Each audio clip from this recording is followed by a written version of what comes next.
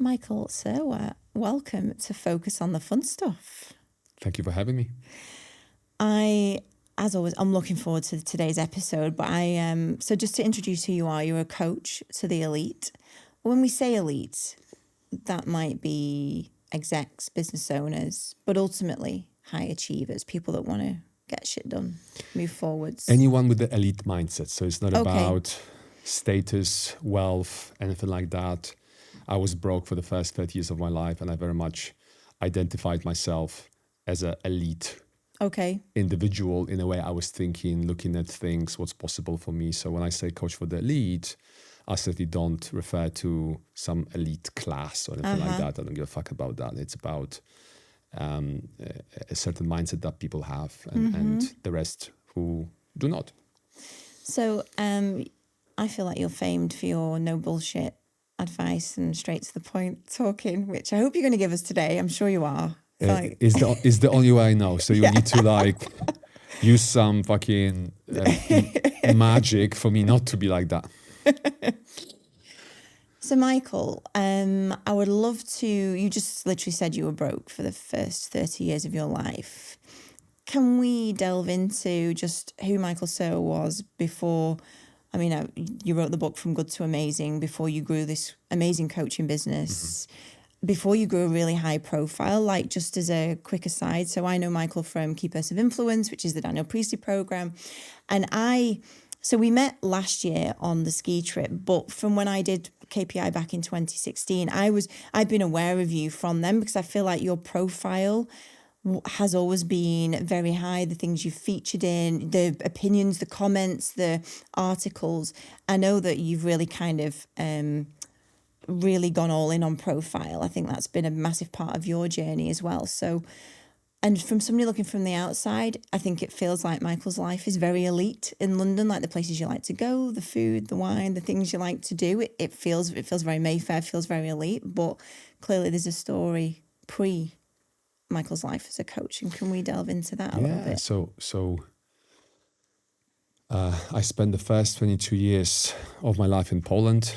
I say that I am born in Poland but made in London. So 22 years in Poland. I'm a Londoner trapped in a Polish body, basically, right? So that's another way of putting it. So 22 years in Poland. After quitting school at 17. Which is extremely, extremely uncommon. I have never heard, never mind met, I've never heard about another Polish person quitting school at 17. It's completely... Oh, really?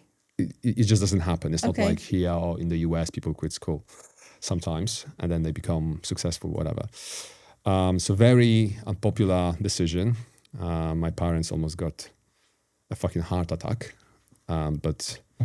Anyway, between the age of 17 and 22, I was doing all sorts of things to make money back in Poland because my parents, very rightly so, said, okay, if you don't want to study, motherfucker, you're going to have to support yourself. So from the age of 17, I've been supporting myself financially one way or another. Then came here at 22 on the bus for 27 hours. Mind you, this is 2005, so there was no Ryanair, EasyJet. And the only money I had was just enough to buy 2 one-way bus tickets for me and my girlfriend at the time. And did you pick London for a particular reason? Yes, so I had very basic understanding of English language. So I only spoke Polish and a little bit of English. So London it wasn't just that. I had certain idea about London and I felt that this would be the place for me. And boy, I was right. So came here, no money, spent the first 2 weeks on a squat in the ghetto of Southeast London. I had friends who said, you guys come in here, we're going to lend you money. You can stay on our squat to begin with, right? But they had some money, but they live on a squat. You come in here, we're going to lend you some money.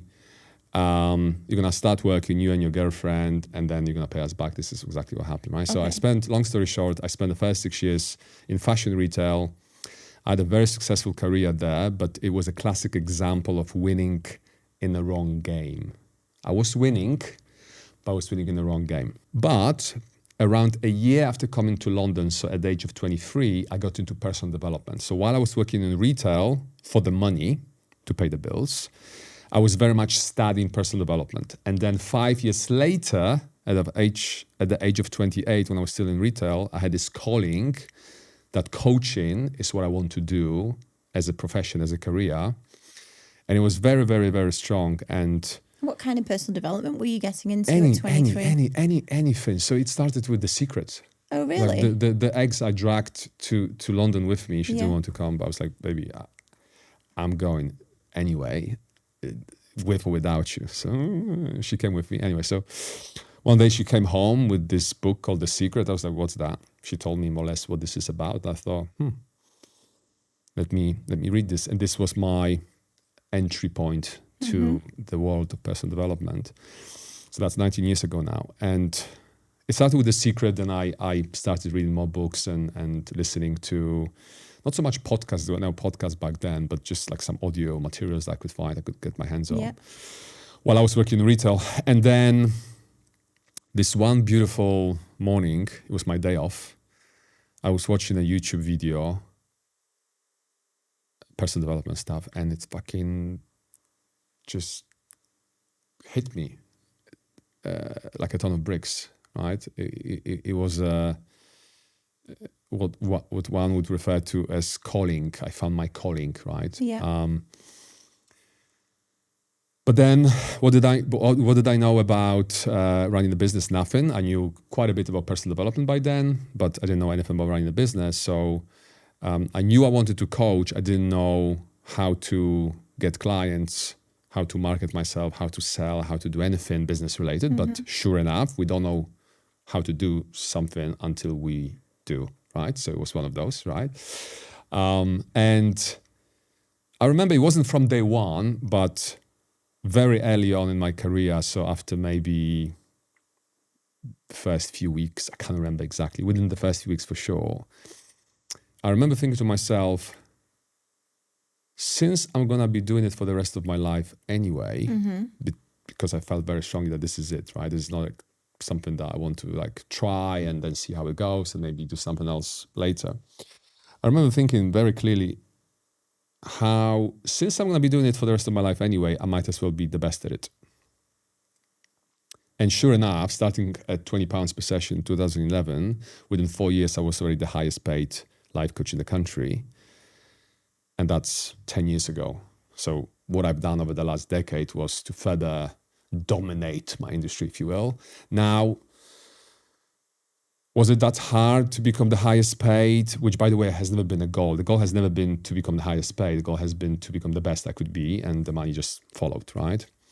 And this is actually something that all successful coaches I know have in common. We never got into it for the money. If a coach gets into coaching for the money, they usually don't make a lot of money. If we get to it for the love of it, and we are persistent enough, money usually follows, right? So, and I remember, being the cocky little shit I've always been, when someone asked me at the very start if I'm not afraid about all this competition, because there's so many coaches out there. This is, even back in 2011, there were already so many life coaches out there. And I knew that because I saw their websites, right? And so he asked me that question, aren't you afraid about competition? I mean, there's like so many coaches there. Yeah. I can't remember who it was. I didn't punch them in the face after saying that, because I'm not. But what the fuck? Like in my head, are they crazy? Like, why would I be afraid of competition? I said to them, it didn't even cross my mind. If anything, they should be afraid of me because I'm fucking coming after them, right? And sure enough, over time, one by one, I'm very competitive, by the way, right? I can tell. So if I was to be playing fucking flute, I would have to be the best flute player on the planet, right? If I was a fucking tennis player, I would have to be the best tennis player on the planet, right? So it's in my nature, not to the point where I would, thank God, not to the point where I would, I don't know how this would look like in my industry, not to the point that I would want someone to, suffer so I could reach my goal, right? So like that's when I draw the line. So someone said, I read it somewhere, how there are two ways to end up with having the highest skyscraper in town. One is to build the highest skyscraper, and the other one is to demolish all the other people's skyscraper, right? So I'm very much in the first camp of like, you guys, like, I appreciate your skyscrapers. Mine will still be higher, but I'm not gonna get to the point of having the highest by demolishing yours, right? So I didn't have to like do anything bad or immoral. And to be fair, because coaches, bless them, for the most part, are completely fucking useless when it comes to business. So they are great when it comes to empathy. They are great when it comes to people skills for the most part. They understand personal development. Most of them have read more books than me. I don't have the fucking attention span to read books. Somebody asked me, the books are like, listen, I'm more interested in writing books than reading books, right? That was my answer. So I haven't read a huge amount of books, but I'm someone who can read a simple Instagram post or LinkedIn post or just a little article, and if it resonates, I'm going to be someone who's going to go and implement it, right? So I don't need to read 10 books on a subject to be like, okay, maybe now I'm a ultimate action taker, implementer, right? Yeah. So I don't need to like, okay, like I will do 5 years of studying on this, and then maybe I will just like, okay, I have an idea, let me fucking pull the trigger on it and see what happens, and then learn on the job. So that's what I did with coaching. And I'm far from being finished. So the UK market, or the European market, if you will, is like, I have no competition really, like at my level, whatever. But there's still a handful of coaches in the US that I'm waiting to, I'm like, guys, just 65, just don't you fucking fancy fishing or like, just like, can't you, Tony Robbins, like, you just like, come on, because the goal has never been to become the number one coach in the country in the UK, but to be the number one coach in the world, right? Mm-hmm. But at the same time, it's not a type of goal that makes me stay awake at night, because I know it's going to happen anyway. Okay. So it's not like that's like my life's purpose. My life's purpose is to have fucking fun. My life's purpose is to be happy, and to be a decent fucking human being. Not to be it's just like, if you ask me about like tangible goals, like, the best coach in the world, right? Because like I'm doing it anyway. I might as well fucking show up in a certain way, do things in a certain way, and I know that as a direct result of doing that, that's going to happen, right? But the fun element, because as much as I love what I do, if I wake up tomorrow and I don't feel it anymore, I'm not going to give a shit about all the things that I've built and all the time that I've spent building it. If I wake up tomorrow and I think about maybe the flute should be the thing. I'm gonna fucking transition to playing flute, and I'm gonna do the same thing I did with coaching with fucking playing flute or violin. I don't care, right? Yeah. So the happiness and fun, and enjoying what I do is of the highest importance for me. And sure enough, I can honestly tell you that I haven't worked in the last 14 years, because even though I've been working, especially the first few years, less so now because I just don't have to, whatever. The first few years was non-stop, 2.5 years, 7 days a week, no dating, no drinking, no partying, and this is like me in my fucking prime, right? In my late 20s, right? But I didn't want any distractions, so I put dating life on hold. The first 2.5 years, fucking monk mode. Yeah. Getting to a 6-figure level, and since then I've been very much leveraging this thing called momentum that we learn about at school in physics, right? Yeah. Once you get to that 6-figure level, it's not that hard to scale from there. What's the hardest for coaches is to go from 0 to 50K, 0 to 100K. Once you get to 100K, you are established, and then going from 100K to whatever, $250,000, it is much, much easier, right? Because I had momentum on my side, I had everything I've built on my side, and I've been very much leveraging that since. Okay. And can I ask you a question then on the pricing and the 500, the 750K? So is all of your coaching one-on-one? Yes. So, because often in the coaching world, I know that people will get to high levels because they're doing group coaching cohorts, like one-to-many. Yeah. So you're achieving this level on one-on-one coaching. So I would love to ask the question around, because I think one of a lot of business owners' real weak points is their pricing of themselves, which I feel like it's been quite instrumental in also positioning you. Yeah. Like, can you just talk me through how, because when you go from, all right, I'm going to be a coach, I'm a beginner, because you were at some Total point. beginner. I was clueless. Didn't know what the fuck I was doing. To, did you say in like 4 years, you're one of the highest paid coaches? Yeah. So can you just talk me through that, like how you priced it, what, because a lot of it is mindset. I mean, obviously you have to have a good product or a good service to sell, but you just talk me through that like 4 years to, because most coaches, I'm pretty sure, are all charging very similar things, whether it's £500 a month for a coaching session or what, how did you end up doing it differently? How did you approach it? So you mentioned that the product is important. It is, except that when you think about it, people have no way of knowing really. So yes, they can check out my testimonials on my website, and there's plenty of them, right? But they can say, well, it worked for those people. How would I know for sure it's going to work for me? So when you think about it, unlike buying a sofa, which we can sit on and touch and feel, so a tangible product, people don't know how good my product is until they already make a purchase, right?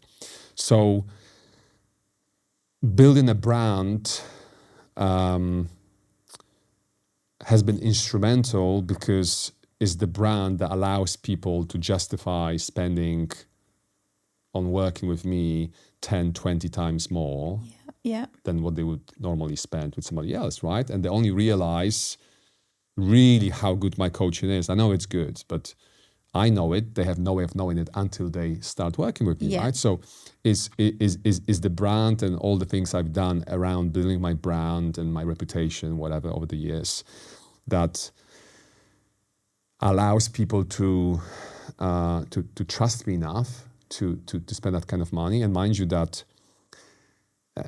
for some of my clients, 20K, 50K, 10K, like those amounts are like pennies, right? But for many of my clients, those are huge amounts. Some of them take loans to work with me, right? So think about the degree of trust one has to have in me and my ability to help them for them to, that's extreme cases, it's rare, right? For them to go and take a 5-figure loan from a bank, right? But coming back to your original question, I started £20 per session. I didn't think that it would be right for me to ask for more money, given that I had no idea what the fuck I was doing, right? So just because I was like, I want to be a coach, I'm so passionate about it. I know I can help people, right? I've never formally coached anyone prior to that. So how the fuck I'm gonna be asking for £100, right? Plus so like, that's like an ethical aspect, but also I didn't have the confidence to ask for more because I was a retail manager making 2K a month or 2.2 a month. And now like what, asking for £100 per session is like, how? So I had a full coaching practice. So 20 clients paying £20 per session before I felt like it's the time to put my fees up to £50 per session, right? And I've done that for 6 months. Then I was charging £75 per session for 6 months, then £100 per session for 6 months. And then you mentioned KPI program, Daniel Priestley's KPI program. It was not Daniel himself, but it was his dad, Andrew, who made me, who got this idea of charging per session out of my head, who made me ask for £1,000 per program. And £1,000. £1,000. I'm like, Andrew, but like, this is me like at 30 years old, right? And Andrew, during one of the breaks, it wasn't even like a formal, like we were just having a chat during a break. And Andrew, who's a business coach and has been for decades, Michael, just £1,000 minimum. Like you, oh, fuck. And mind you, I was a confident person. So it wasn't like I was lacking confidence in general, but like I was definitely lacking confidence around asking for money because I was used to getting a salary, right? So that transition is difficult. So like when coaches talk about it and coaches talk about it a lot, I can completely relate to that because I was that coach, right? But then how I went from charging £20 per session to within 4 years being the highest paid coach in the country wasn't because suddenly my mindset became so strong that I started to ask people to pay me £10,000 or whatever for coaching, because I was working extremely hard for a long period of time, for a few years. My brand My positioning was going up and up and up and up. I was everywhere. I wrote this bloody book that I have in front of you. I said bloody because I hated the process of writing it, but you know, you're like, oh, it's such an enjoyable read. Fucking hell, I wish I could say that about the process of writing it. some people like to write, so they just produce books like some women produce babies, you know, one after the other. That certainly wasn't the case for me, and as you know, as you can see, it's a small book, but like I remember how fucking painful it was to write this thing. But I was willing to do whatever it took to reach my goal, being the best in the country, right?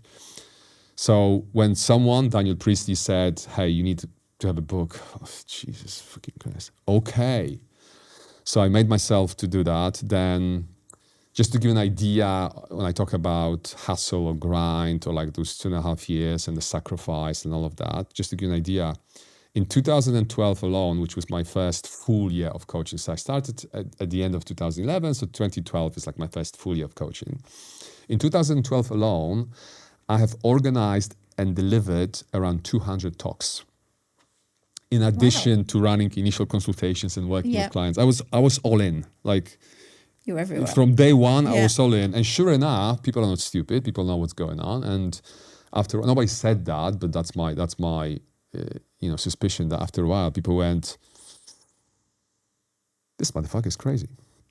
In a good way. Like he's not messing around. He's not testing the water. He's just dipping his toe and see. He's all fucking in, right? And sure enough, we respond to people like that. I don't care what industry they're in. We respond to it, right? So what happened was, over time, I was forced, quote unquote, forced to put my fees up because the demand was far greater than the available supply. Oh wow! Because obviously coaching, it's and you know, you mentioned before, like there's nothing wrong with group coaching. Obviously, there's nothing wrong with running events. But just like with the book, the only reason I was doing the events is because I love to be on a stage like Tony Robbins. Fuck that! I know I'm good at it, just like I know I can write, but that's never been my thing. I've done the things I've done, which were not one-to-one coaching. The only reason I've done them was to put myself in a stronger position to do more of one-to-one coaching with higher caliber clientele, right? So because the supply is limited, obviously, because it's you know, it's exchanging time for money. It's like, I understand that, but if you fucking love it, this is not a sustainable business model, like, because you exchange time for money. Yeah, but if you fucking love every minute of it, like, don't feel sorry for me, right? Like, I love that. Let me exchange time for money, right? I'm okay with it. I'm okay with it. Yeah. Fucking, you know, where's my Rolls Royce? I need to move to, like, is helicopter ready? Or like, shut the fuck up. So I don't need anyone to feel sorry for me because I exchange time for money, you know, especially when you consider when I say caliber of my clients, again, I don't mean because they fucking wealthy or they fucking powerful. Some of them are. They are extremely nice people with extremely good mindset. I don't care how much money they have. I don't care how young, how old, you know, I don't care who they are. It's a certain type of person that I like to work with. And all of my clients are that type these days. I didn't have this luxury when I first started. Because as you can imagine, when you charge £20 per session, anyone can afford to work with you. So I did have some clients back in the day who I didn't necessarily love. I didn't hate them, but I didn't love them. Whereas I love every single one of my existing clients and the clients I've had over the last few years for the most part, right? So it was very much a case of like, shit, I mean, I'm charging £1,000 per program, but like more people say yes to that than I have the time and mental bandwidth to work with, right? So I was like, Jesus Christ, I just internalized this idea of charging £1,000, and now I am being quote unquote forced to charge £2,000. And then I start saying 2,000 instead of 1,000, and people say yes. I'm like, fuck me. And then the same thing happened when I was asking for 2 and I went to 3, and then it's just that's how I went from £20 per session to, it wasn't like, oh, I woke up one day and I thought, oh, I'm so fabulous right now. I'm so great that I'm just gonna make up a number, right? So it's a very graduate process from charging £20 per session all the way to what I'm charging right now. And what I'm charging right now is exactly what I need to charge in order to have as many clients as I want to have, which is around 10 at any given time, right? So as long as my conversion rate remains the same, I'll be charging what I'm charging right now. It might be for the rest of I doubt it, but it might be for the rest of my life, and I'll be okay with that, right? But as soon as that thing happens, which happened around 10 times in my career, where my current fee wasn't, quote unquote, enough to have, the number of clients that could actually deliver the kind of work at the kind of level I want to deliver it to. Yeah. When that changes, and only when that changes, I would put my fees up. But that's not something I'm thinking about, because I was very happy charging £20 per session. I was very happy charging £1,000 per program. I'm very happy because it's never been about the money, which is. I suppose, but that's their problem. That's not my problem. It might be a hard thing or difficult thing for some people to get the head around when it's coming from someone living in a penthouse in Mayfair with a fucking Rolex on, right? But it's never been about the money, and it's not about the money, right? It's about, yes, spending the time I spend with the people I get to work with, but it's not just that, it's predominantly seeing how the conversations we are having over a period of time lead to inevitable transformation. I say inevitable because the last time I worked with someone who didn't transform was in 2018. Okay. Right? So I don't have 100% career success rate, unfortunately, right? I don't think that's possible, but it has been 100% since 2018. Will it remain at 100%? Who knows? But back to the thing I was saying, how I didn't have the luxury to choose my clients back in the day. I have the luxury now. So, and also having the experience that I have working with 600 plus clients up to this point, I know I can smell it like a truffle pig can smell truffle.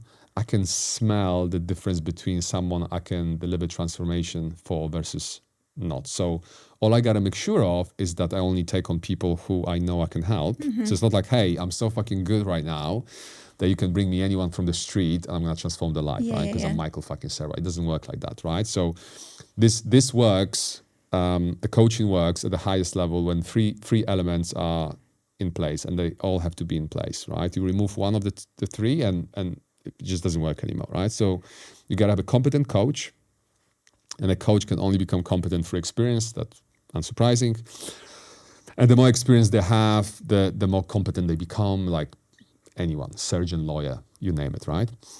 Then you need to have a client, this is not in no particular order, right? Then you need to have a client who's coachable, meaning someone who is hardworking, motivated, someone who takes full responsibility for where they are. Because if those people don't come to me anymore, but if someone would come to me and say, I'm broke, can you help?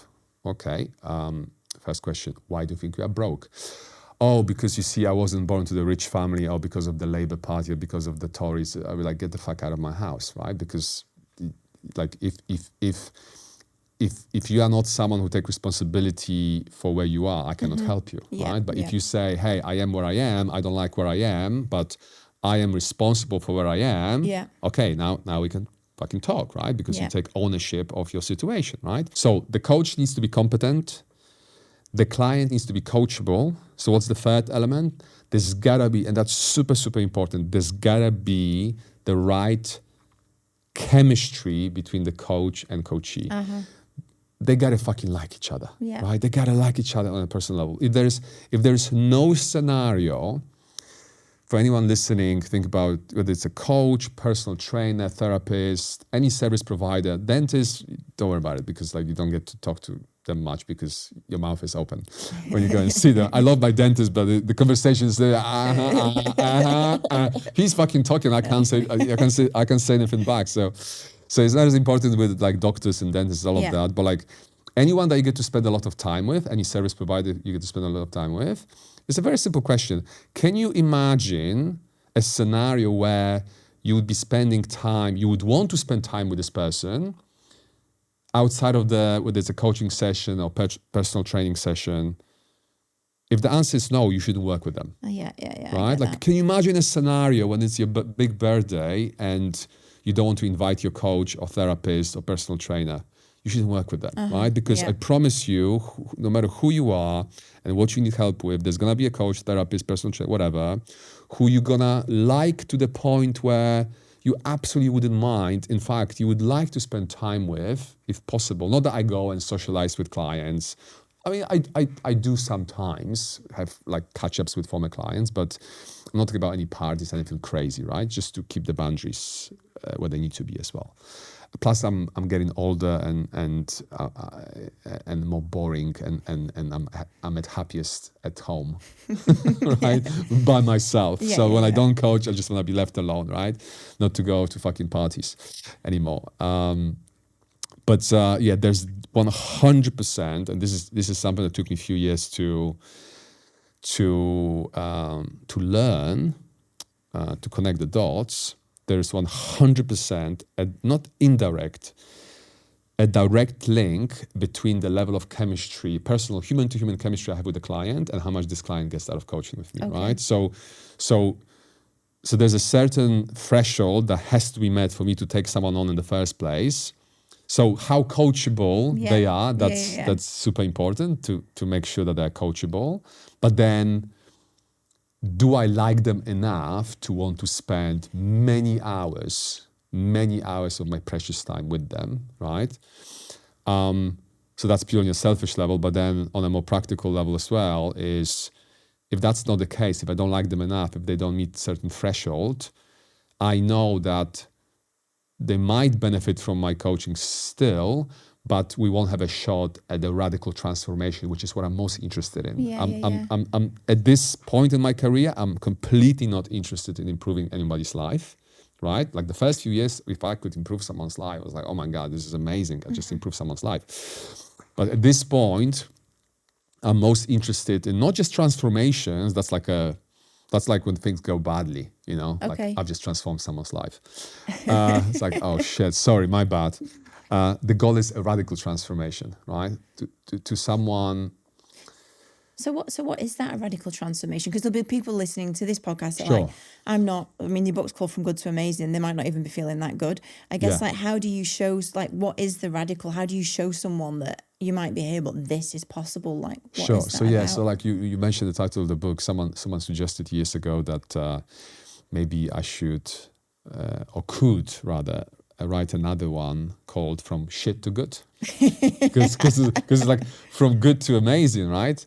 What about people who are like, I don't deal with shit to good, I only deal with good to amazing, right? So people who come to me, they already have a good life, right? So if your life is shit, I feel for you, I don't judge you, but you don't come to me, you probably don't go to a coach, you probably need to go to see a therapist. Have a therapist to take your life from shit to good. And then when your life is good, I'm using technical terms here. It's all about technical lingo, right? Only when your life is at a good level, that's when you can benefit from working with a coach, whether it's me or somebody else. A radical transformation for me is when there's absolutely no doubt for you or anyone in your life that you are not the same version. You're still the same person, obviously, but you are nowhere near the same version of yourself, right? The transformation is so radical. So to illustrate it, if we are obese and we work with a personal trainer and we lose a bunch of kilos or pounds, whatever, that's improvement. if we go, let's say from, I'm going to speak in kilos because that's my, that's the Polish way. So if someone is 150 kgs to begin with, and they drop it down to 120, that's a transformation. That's 30 kgs, right? But if that person goes from 150 kgs to 80 kgs for a guy, let's say, that's a radical transformation. That's always my goal. And more often than not, what my clients get to experience at this point of my career, not always, but at this point in my career, what they get to experience more often than not is a radical transformation, not just a transformation, right? And that's what ultimately gets me out of bed in the morning. Not that I'm gonna spend time with those amazing people, which in itself would get me out of bed in the morning very happily. Yeah.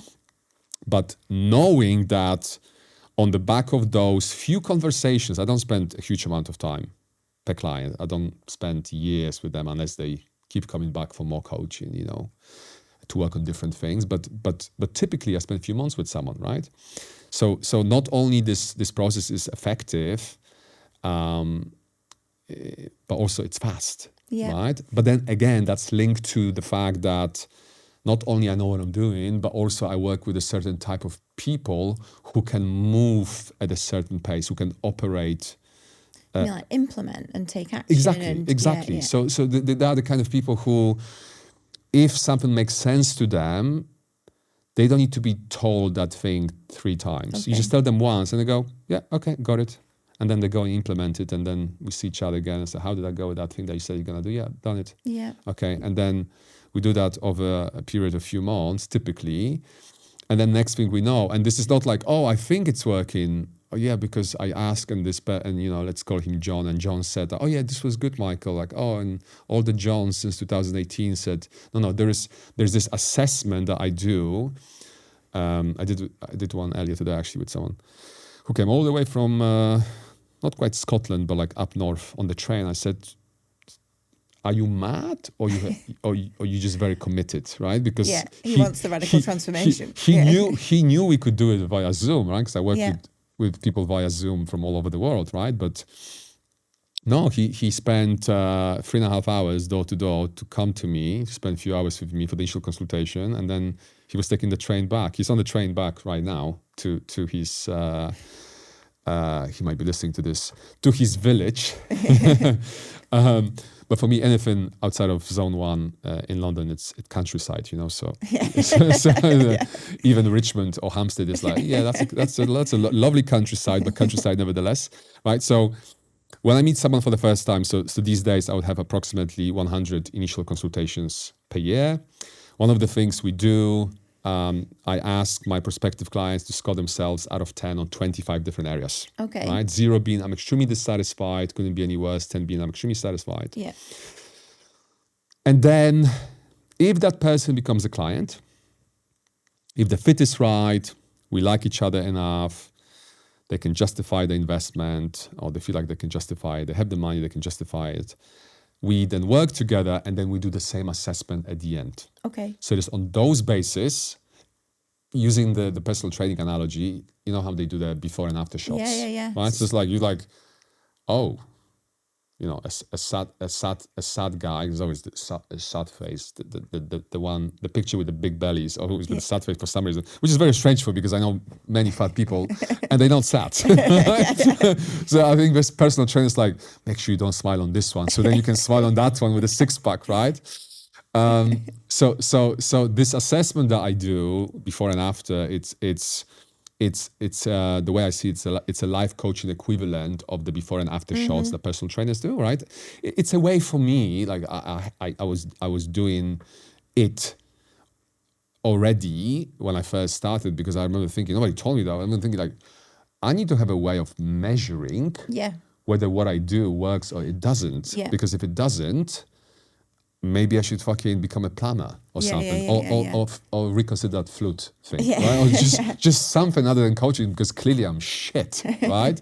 So there's a very easy and clear way of identifying the degree of transformation, right? Because we just look at the numbers, the before, and people don't remember what they scored themselves originally after a few months. They don't see those old scores. until they give me the new ones, and then I show it to them. And sometimes it's like, they're surprised that they have transformed so much, because it's a very gradual process as well, right? So like it's like with hair, like, oh, it's short and now it's long. No, it's a very gradual process, you know. So, and is it generally about happiness? Is that why people come to you, to be happier? so ultimately, yes. Although when people approach me, when they send me the inquiries, the initial inquiries, they never say, oh, I would like to book the initial consultation because I would like to be happier. They would either say nothing, they would just ask for my availability, or they would say, oh, I would like to work on my confidence, or my love life, or something to do with career, whatever it is, fitness, health, right? Because I'm a generalist, I cover everything, right? But why would someone, let's take confidence as an example, why would someone want to be more confident? Because they believe that if they will be more confident, they will be happier, right? Why would someone want to change jobs? Because they believe that if they change from the job they don't like to the job they do like, they will be happier. So I know that the underlying reason as to why people reach out to me, with almost no exceptions, is because they want to be happier, because they believe they could be happier than they are at the moment. So typically they come to me at this good level, like 5 out of 10 on happiness, 4 to 6 is the most common, right? Score that I get when we do this assessment I was talking about during the initial consultation. Sure enough, the lovely guy I met today, he scored himself at 6.5 out of 10. So I said to him, this is very much within the range I'm used to seeing the most. And whether it's 4, 5, or sometimes it's 3, sometimes it's 2, it's quite rare, right? 0, 1, if you 0, 1, you know, go to a shrink. You are broken, right? And so you're not ready for life coaching, right? So whether someone is 4, 5, or 6, or 3, sometimes 2, very rarely, the goal is always the same, to get that person to 8 out of 10, right? Over a few months, right? Typically. So when you think about it, if I start to work with someone today, and there are 4 out of 10 on a happiness level today, and the interesting thing is, like I said, there are 25 areas I score people on, or people score themselves on rather. The general happiness is the 25th, the last one, and almost always that happiness score is the exact average of all the other scores. Right. Okay. Which is, as far as the answer to the question, what's the secret to happiness, there isn't one. Okay. Which is a great fucking news, right? All you gotta make sure of is that those 24 scores are high. So you have to address all areas in your life. Yeah, No, so typically, rarely people come to me with the people I work with, and everything's like shit. Like it's never shit, but like it is and it isn't. It's not shit because it's like 4, 5, or 6. But the thing is, for high achievers, average is shit. For the average person, average is okay. I get you. For high achievers, okay is like shit. Yeah. Right? So that's why they're looking at the 4s and 5s and 6s and a 7 and 1, 3, and they're like, I know I can do better because I'm a high achiever. This is unacceptable, right? So if someone is 4 today, and then a few months from now they are an 8,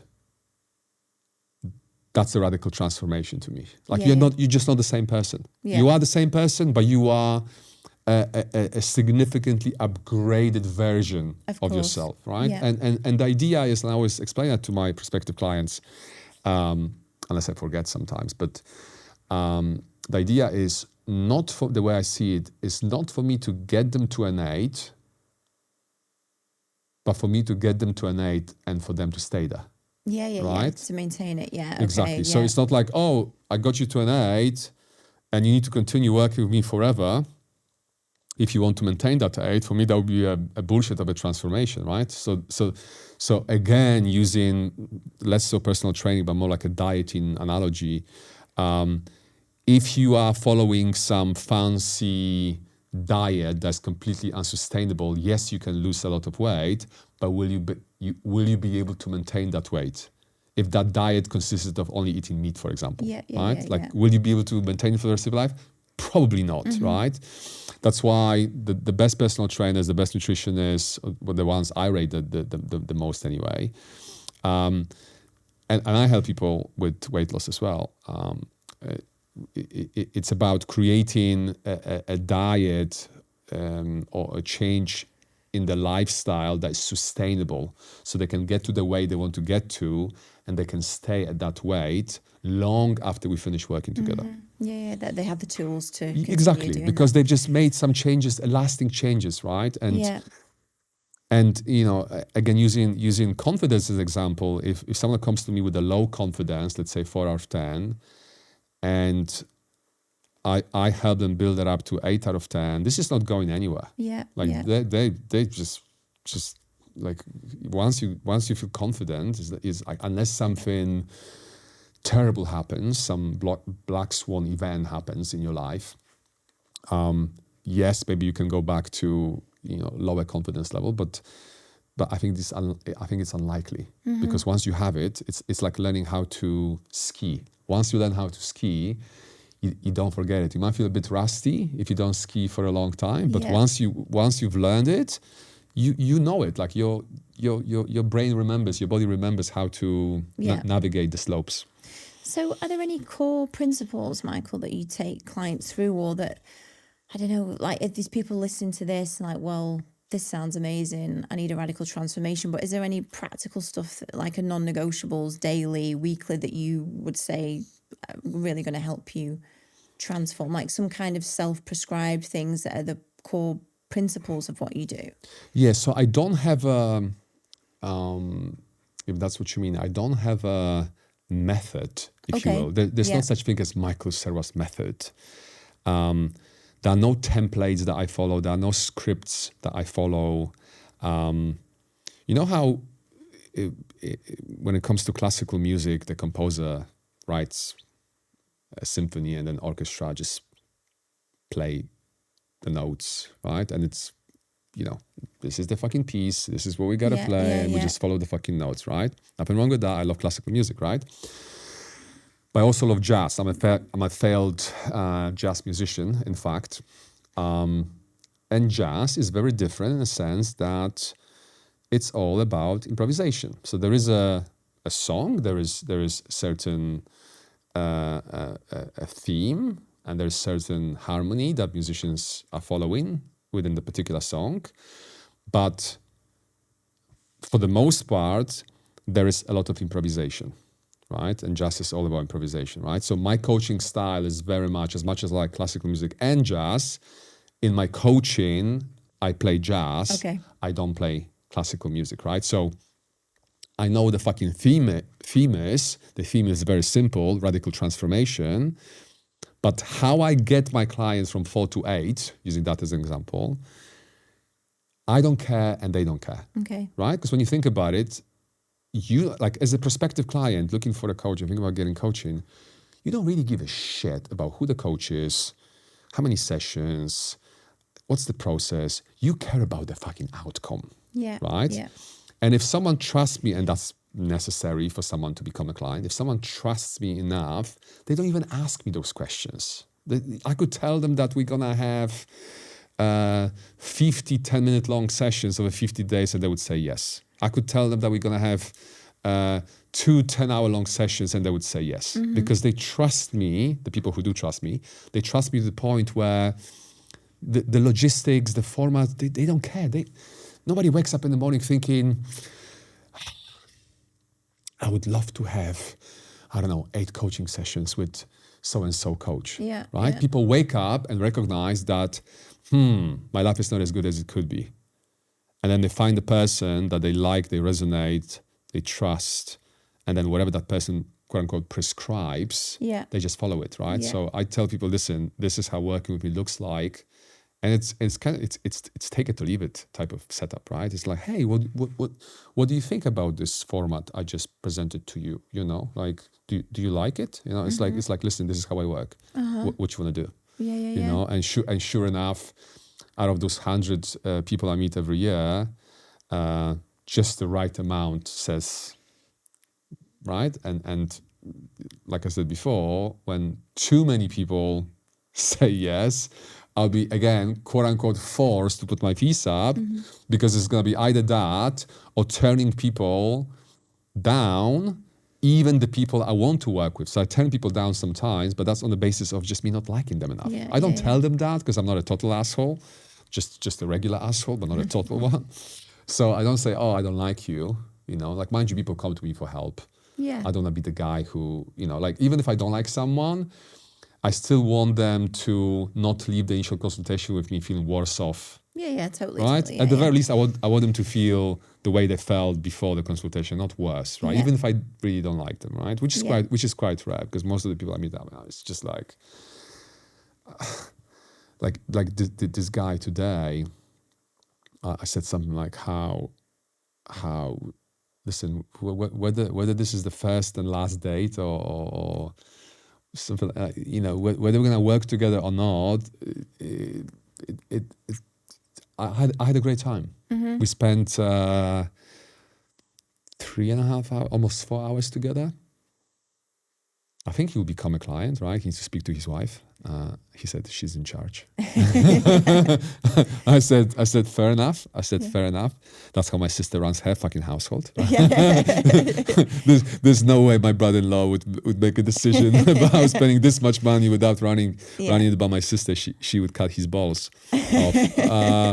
So I appreciate his honesty. You know, great guy. But it's back to what I was saying before, it's not working when you get to spend time with those people that you like so much, or you like to this point. It's like, you know, if you have to become clients, great. I get to see them more often. If not, I just had a great time. Yeah, with someone I've met for the first time. You know, where's the harm? Yeah. And sometimes people like Alex was like, what? Your initial consultations can last 3-4 hours? Like, yeah, they average 3-4 hours, but the longest one was 6.5. Oh my gosh. She did become a client. The second longest was 5 hours, 47 minutes, and he didn't become a client. And if I could go back in time, I would still spend 5 hours and 47 minutes with him because I had a great time. Yeah. Right? No, you can't, when this is your business model, quote unquote business model, you can't lose. Yeah. Because it's like, you just fucking having a good time. You're just having a good time with the right people. No, I totally get that. We're flying through the time here, Michael, and we don't have long left. But I just wanted to ask you then. So your book is like From Good to Amazing. You work with high performers. I would suspect you treat your own life in the same way you are a high performer, but you want to maintain that. Are there any like key things that you do daily, or things that are important to you? Is it, you know, like in the coaching world, we talk so much about like fitness, gratitude, journaling, all of that. Are there any key principles like this is a non-negotiable that Michael needs to do daily? So the first thing is I try to stay away as much as possible from crack and heroin. That's a good one. Yes, I recommend for everyone to consider, you know, like occasional, you know, heroin here and there. It's fine, but like just don't do it on a daily basis. Yeah. Just, you know, just everything in moderation, right?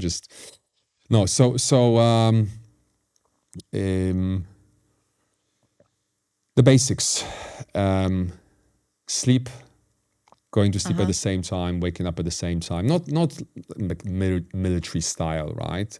But I do get a good amount of sleep every night.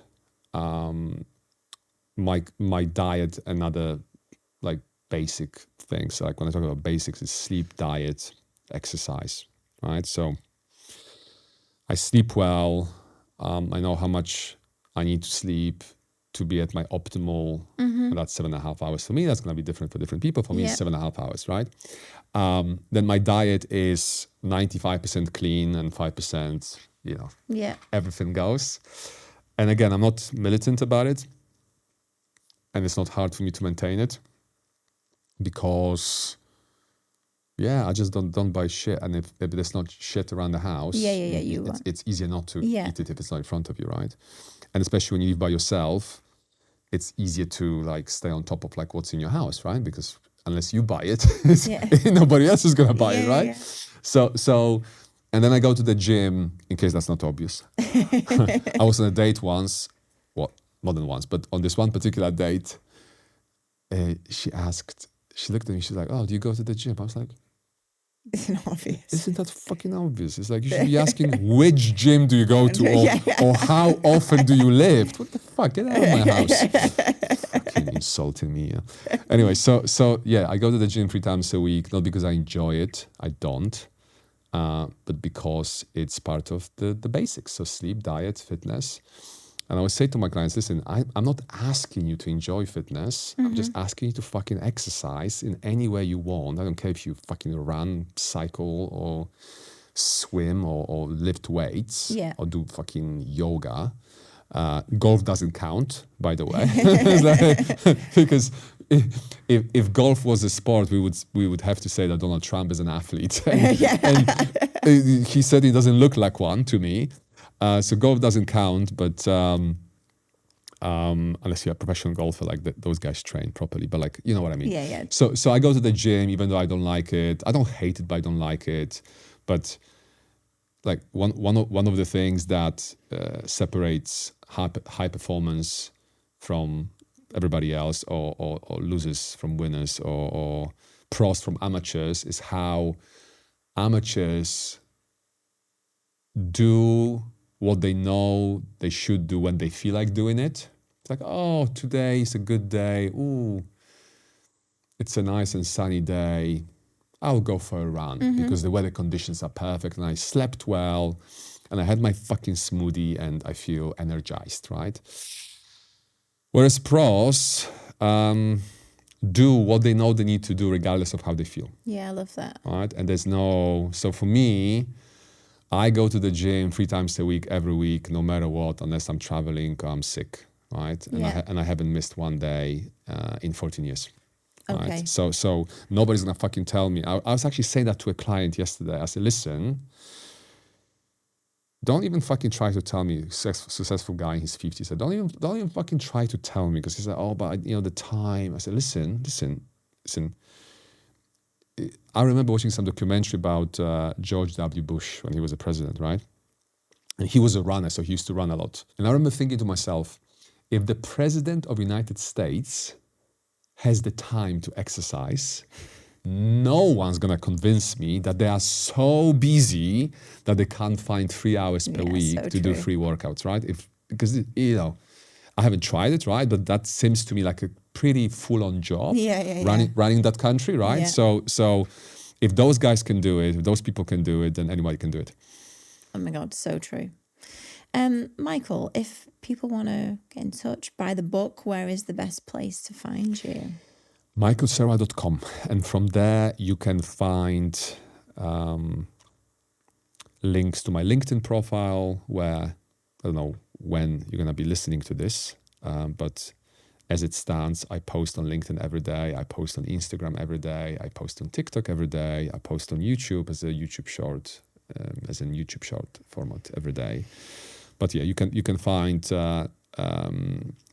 all of those on my website. Apart from TikTok, now TikTok is not on my website because it's more of a I've been I have this guy working for me. I was like, come on, fucking Gen Zs. It's just like TikTok. Like, Michael, come on. So like, so TikTok is There's people watching there, isn't there? Yeah, but like, that's not my audience. But I was like, okay, just to shut him down. I was like, fine, because it takes extra few seconds to post the same clip, So, all like the most important ones, like LinkedIn is the most important for me in terms of like where I share my daily whatever comes to my mind. Content. LinkedIn is my and the book is in all different formats, is accessible through my website as well. So michaelserwa.com is the place to go. Fabulous. The book is fantastic, and I know you said before it was slim, but ultimately it's like a real to the point like collection of, I mean, you've called it tips on the front, but no bullshit tips to just implement. And so I feel like even if somebody's not ready to work with you yet, like this book is a real good precursor to just start making good shit happen. Little foreplay. Yeah. Speaking of our friend Daniel Priestley, you know what he said? I'm gonna say it publicly. I'm gonna accuse him publicly of saying years ago. He said, "Oh, that's the kind of book you can read on the toilet." Oh no! That's what he said.